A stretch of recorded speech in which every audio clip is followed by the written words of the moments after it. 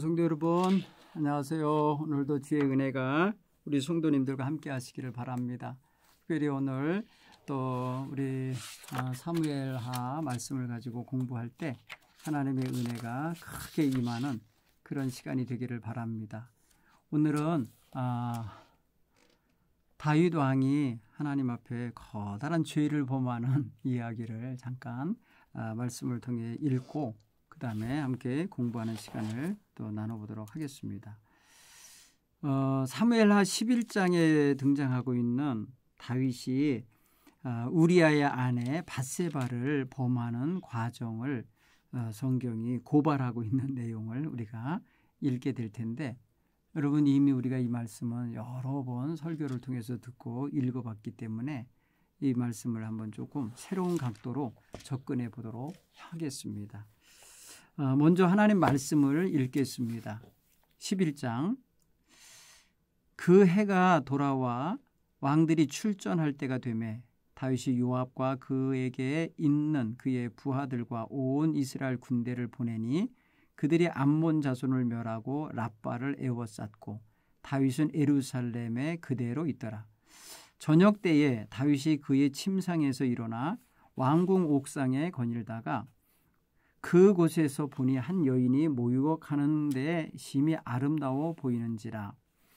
다윗이 사람을 보내 그 여인을 알아보게 하였더니 그가 아뢰되 그는 엘리암의 딸이요 햇사람 우리아의 아내 밧세바가 아니니까 하니, 다윗이 전령을 보내 그 여자를 자기에게로 데려오게 하고 그 여자가 그의 부정함을 깨끗하게 하였으므로 더불어 동침하며 그 여자가 자기 집으로 돌아가니라.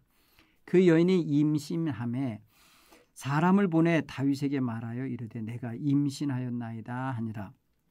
다윗이 요압에게 기벌하여 햇사람 우리아를 내게 보내라 하매 요압이 우리아를 다윗에게 보내니 우리아가 다윗에게 이르매 다윗이 요압의 안부와 군사의 안부와 싸움이 어떠했는지를 묻고 그가 또 우리아에게 이르되 네 집으로 내려가서 발을 씻으라 하니 우리아가 왕궁에서 나가며 왕의 음식물이 뒤따라가니라.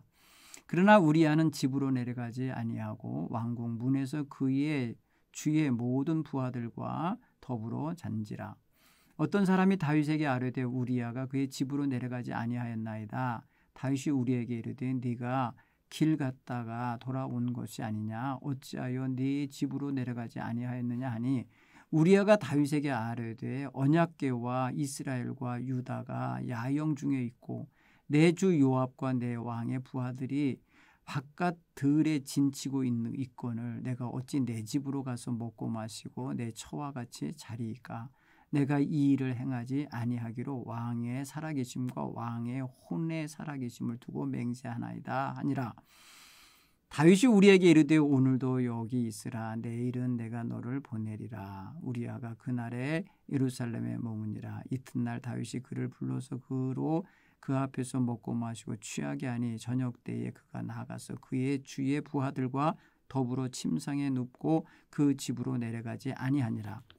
아침이 되매 다윗이 편지를 써서 우리아의 손에 들려 요압에게 보내니 그 편지에 써서 이르기를 너희가 우리아를 맹렬한 싸움에 앞세워 두고 너희는 뒤로 물러가서 그로 맞아 죽게 하라 하였더라. 요압이 그 성을 살펴 성사들이 있는 것을 아는 그곳에 우리아를 두니 그 성 사람들이 나와서 요압과 더불어 싸울 때에 다윗의 부하 중 몇 사람이 엎드려지고 햇사람 우리아도 죽으니라. 요압이 사람을 보내 그 전쟁의 모든 일을 다윗에게 보고할세 그 전령에게 명령하여 이르되 전쟁의 모든 일을 네가 왕께 보고하기를 마친 후에 혹시 왕이 노하여 네게 말씀하시기를 너희가 어찌하여 성에 그처럼 가까이 가서 싸웠느냐, 그들이 성 위에서 쏠 줄을 알지 못하였느냐, 여룹세벳의 아들 아비멜렉을 쳐 죽인 자가 누구냐, 여인 하나가 성에서 맷돌 윗짝을 그 위에 던지매 그가 데메스에서 죽지 아니하였느냐, 어찌하여 성에 가까이 갔더냐 하시거든 네가 말하기를 왕의 종 햇사람 우리아도 죽었나이다 하라. 아멘. 오늘 여기 죄가 눈덩이처럼 커가는 이야기를 보게 됩니다. 다윗이 한때는 그래도 굉장히 참 백성을 위하는 사람, 그리고 군사들과 함께 정말 전장을 누비면서 생사와 고락을 함께했던 그런 장수였는데 이제 왕이 돼가지고 백성들만 이제 전쟁에 나가고 왕은 왕궁에서 이제 전령들이 전해주는 승전 보호만 받게 되는 형편이 됐어요. 어떻게 보면 굉장히 체계화된 나라가 된 거고 국방이 튼튼하게 된 거고 그다음에 군대와 왕의 역할이 분리되어 있는 거고 왕은 나름대로 그런 면에서 권위가 있고 위치가 서게 된 거라는 점에서는 좋아요. 그런데 오늘 성경 이야기를 보니까 왕이 초라하게 무너지는 장면이 나와요. 여러분 왕의 군대는 강하여 적을 물리치고 있는 상황에서 왕은 약하여 사탄에게 무너지고 있는 장면을 보게 되는 거예요.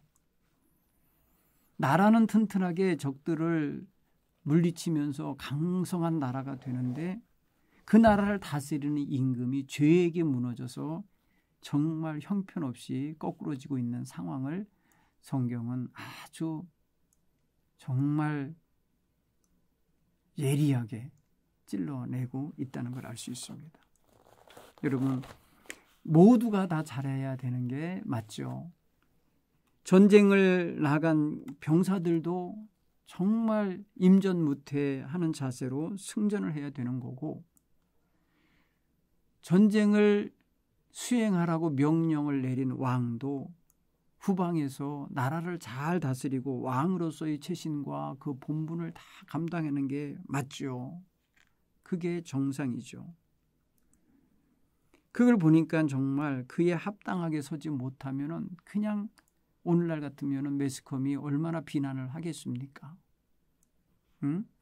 나라에 큰 재난이 생겼는데 왕은 딴짓을 했다. 그러면 그게 얼마나 비난받을 일이냐는 거죠.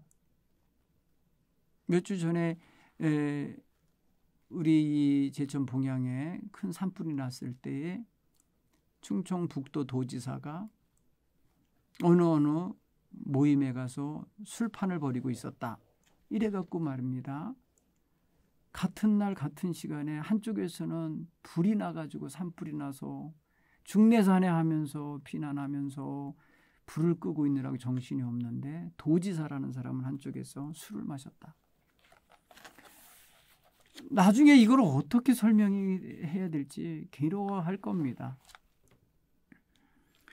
여러분 자기 병사들이 열심히 나가서 암몬 군대와 싸워 전쟁하고 있는 그 상황에서 왕은 후방에서 왕궁에서 자기 병사의 아내를 이런 식으로다가 빼앗고 있는 상황을 보여주면은 이 성경이 지금 뭘 말해주는 거예요? 고발하는 거 아닙니까? 여러분 이 성경에 정말 이 부끄러운 다윗 왕의 이런 치부를 감추지 않고 그대로 드러내고 있는 이유가 뭐겠습니까? 우리는 이거를 읽어내야 돼요. 성경은 솔직합니다. 성경은 엄히합니다. 죄를 용납하지 않는 하나님의 눈길을 보여줍니다. 그래서 우리에게 오늘 이 말씀을 읽으면서 우리 자신을 보게 하는 거죠.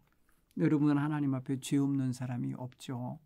하나님 앞에 숨기는 죄들은 숨겨지는 게 아니죠. 감출래야 감출 수 없죠.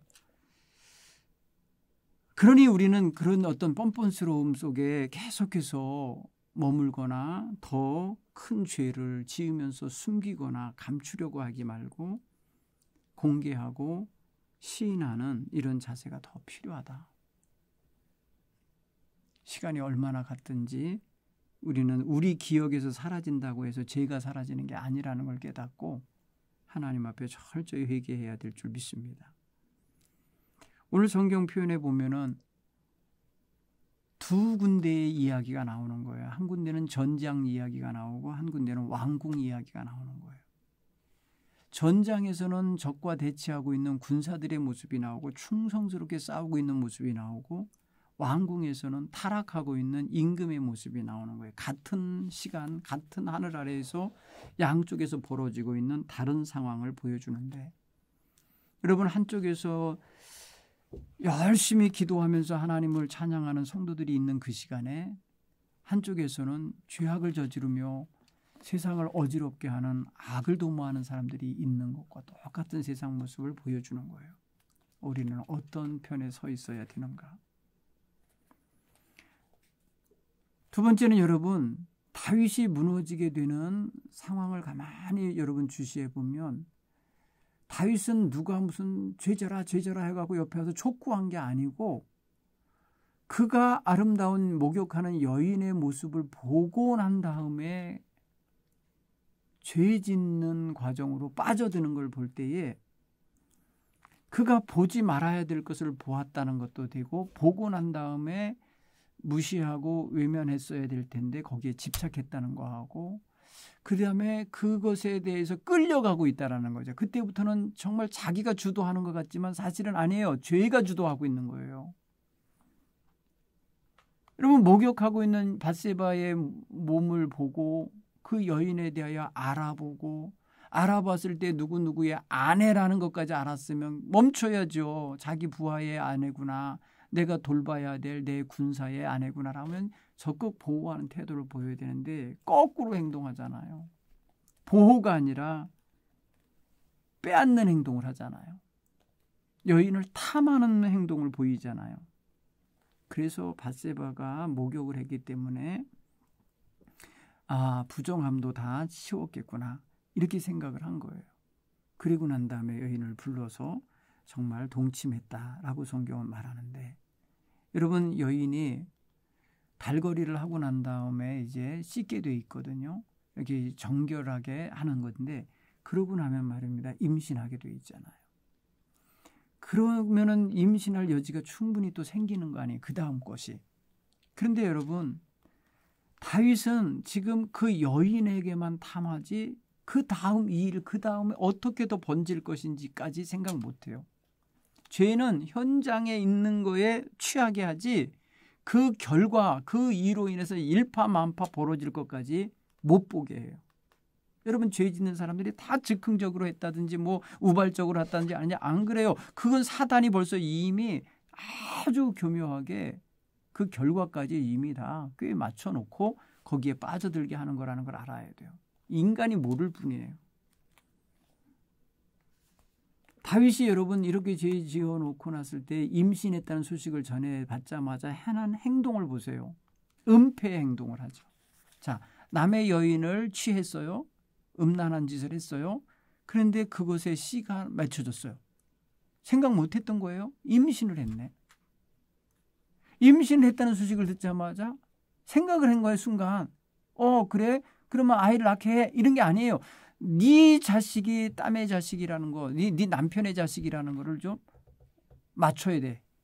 시간적으로 맞춰야 되니까 남편을 군대에서 특별 휴가를 줘서 불러들이는 거 아닙니까? 군 현장을 떠나게 만든 거 아니에요. 왕이 불렀단 말이에요. 호출을 해갖고 왔는데 왕의 의도는 뭐예요? 이 우리아라고 하는 병사를 그의 아내와 함께 동침하도록 집에 들여보내주고 싶은 거예요. 그래야만 자기가 누명을 벗을 수가 있어.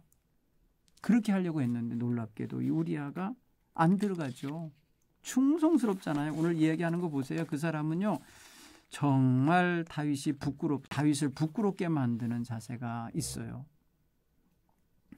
뭐라고 표현합니까? 내가 어찌하여 집에 가지 않았냐? 왕이 물으니까 우리아가 왕에게 대답하죠. 언약궤와 하나님의 궤, 법궤와 이스라엘과 유다의 군대가 다 야영 중에 있고 내 상관인 요압과 왕의 부하들이 다 지금 진영 중에 있는데 내가 어떻게 들어가서 발을 씻고 내 아내와 잠을 자겠습니까? 그럴 수 없습니다. 내가 이 일을 하지 아니하리이다. 왕과 왕의 살아계심과 왕의 혼이 살아계심에 두고 맹세하노니 결코 그렇게 하지 않겠습니다. 맹세를 해버렸네요. 여러분 이게 지금 다윗에게 얼마나 부끄러움을 주는, 물론 부끄러움이란 느꼈을지 모르겠지만 안 느꼈을 것 같아요. 오히려 화가 나는 거죠. 자기 뜻대로 안 되니까. 그 다음날 그냥 실컷 취하고 먹게 만든 다음에 그냥 그대로 그가 왕궁 근처에 부하들과 함께 자는 거 알고 그 다음날 편지를 써서 그 우리아의 손에 들려서 요압 사령관에게 보내잖아요.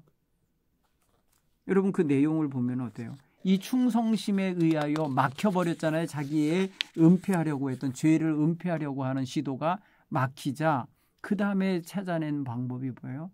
그러면 이 남편을 죽여버리자예요. 이 남편을 없애버리자. 그러면 이 여자를 내가 합법적으로 데려올 수 있다. 이렇게 생각한 거예요. 자 보세요. 보는 데서부터 음욕이 생겼죠. 그것도 이미 죄잖아요. 여자를 보고 마음에 음욕을 갖는 것 자체가 간음인이라 했잖아요. 예수님 말씀대로. 자 거기서부터 이미 죄가 잉태하여 자리 잡기 시작하고 여인을 데려왔고 동침했고 임신케 했고 그 다음에 이 임신을 그의 남편에게 뒤집어 씌우기 위해서 조작을 했고 은폐하려고 했지만 안 됐고 그 다음에 안 되니까 이 남편을 죽이자. 여러분 죄가 어떻게 돼가요? 점점점 눈덩이처럼 커가고 있죠.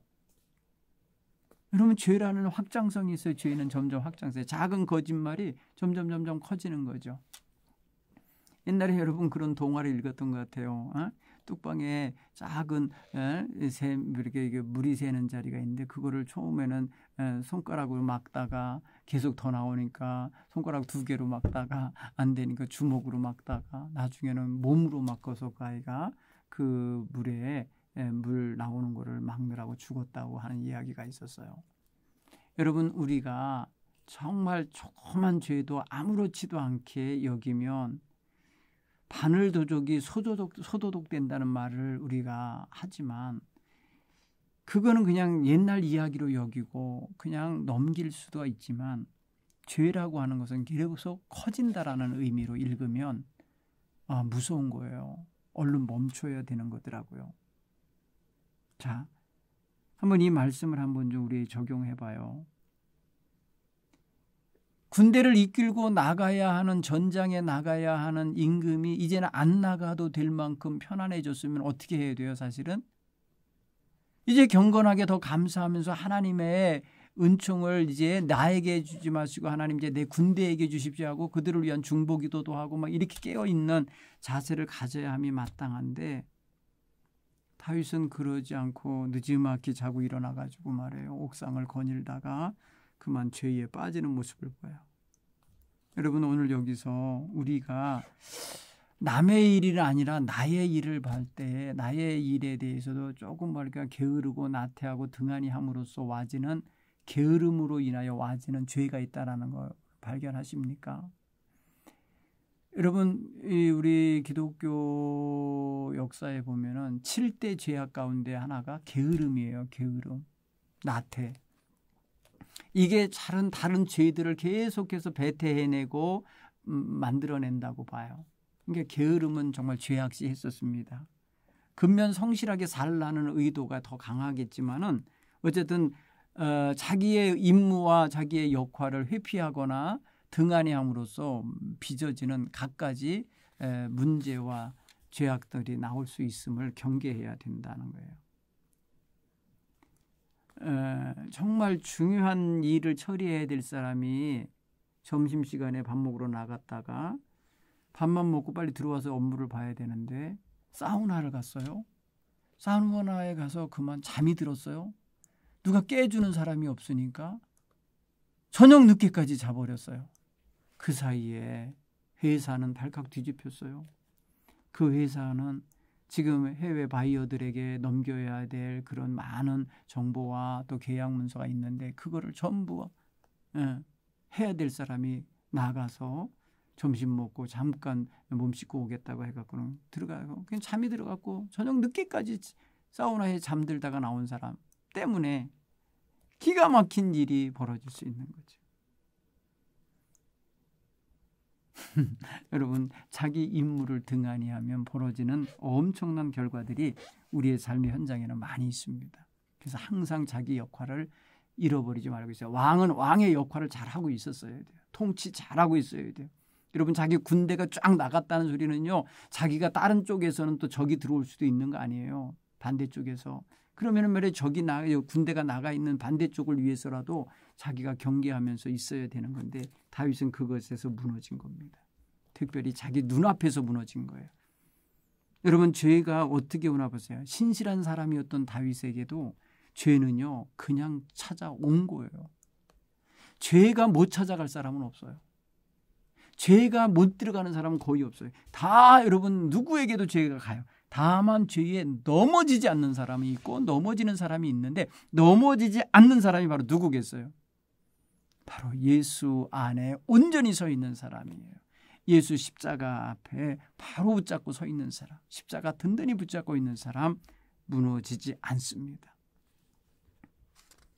여러분 다윗이 정말 깨어서 기도하러 옥상에 올라간 것이 없으면 그는 무너지지 않았을 거예요. 자, 세 번째로 여러분 죄의 유혹을 이기지 못하면 계속해서 죄는 죄를 낳고 죄는 죄를 낳는 이런 결과로 자라납니다. 자라나고 마침내 사망의 권세 속에 사로잡히게 되는데 우리는 죄의 유혹이 잠깐 작게 올 때 얼른 끊어야 돼요. 여러분 이럴 때 자기만의 어떤 노하우 있습니까? 죄의 유혹이 오거나 시험이 올 때 얼른 이거를 끊을 수 있는 노하우, 방법이 있으시면 여러분 그거 공유하시고요. 그리고 그거 여러분 자신을 잘 지켜나는 데 사용하십시오. 주님을 생각하시는 거예요. 주님이 보고 계시다. 주님이 알고 계시다. 나중에 여러분 다윗을 책망하실 때 보니까 이미 다 알고 계셨어요. 하나님 다 보고 계셨어요. 여러분 12장에 보면 다시 나단 선지자를 보내가지고 하나님이 그를 막 책망하십니다. 하나님의 이야기를 들려주시면서 다윗에게 말씀을 하죠. 나단이 말입니다. 조금 어려웠던지 모르겠는데 아무튼 직설적으로 말하지 않고 어떤 가난한 사람의 집에 손님이 찾아와 양 한 마리가 있는데 부잣집의 사람이 가난한 사람의 양을 가져다가 자기 집에 온 손님을 접대했다. 하나밖에 없는 그 양을. 그랬을 때에 다윗이 그 얘기를 듣고 그런 놈은 죽여야 된다고 이렇게 얘기를 할 때 왕이시여 당신이 바로 그런 자입니다. 당신이 그런 자입니다. 라고 말합니다. 여러분 다윗은 그때까지 그렇게 지적을 당하고 이 요나단을 통해서 책망을 받을 때까지 하나님 앞에 스스로 나가서 회개하지 않았어요. 그것을 자기 스스로 반성하며 하나님 잘못했어요를 고백하지 않았어요. 그걸 보면은 참 이 죄가 어디까지 숨기려고 하느냐면 하나님을 상대로까지 숨기려고 그래요. 사람에게 숨기는 거 일반적이죠. 자기 양심에게 숨기려고 하는 거 일반적이죠. 그런데 여러분 하나님에게까지 숨기려고 하는 태도를 보이기까지 죄가 아주 담대하게 자란다니까요.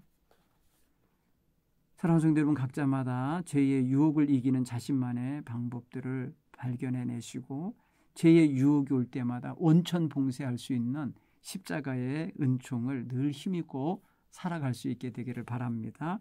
그래서 여러분 정말 이 사회에 살아가시면서 정말 부끄러움이 없는 우리 그리스도인이 되시고 누가 뭐래도 저 사람은 정말 예수쟁이구나. 저 사람은 정말 하나님의 백성이구나 라고 인정할 수 있도록 살아낼 수 있으면 너무너무 좋겠어요. 저도 부족하고 여러분도 많이 부족한 거잖아요. 그러니까 우리 날마다 하나님 앞에서 죄를 회개하고 바로 서도록 노력하는 이런 모습으로 하루하루 건강해지고 성숙해지고 그렇게 신실해지는 성도들이 되기를 간절히 바랍시다. 감사합니다. 오늘 여기까지 하겠습니다. 다음 주에 뵙겠습니다.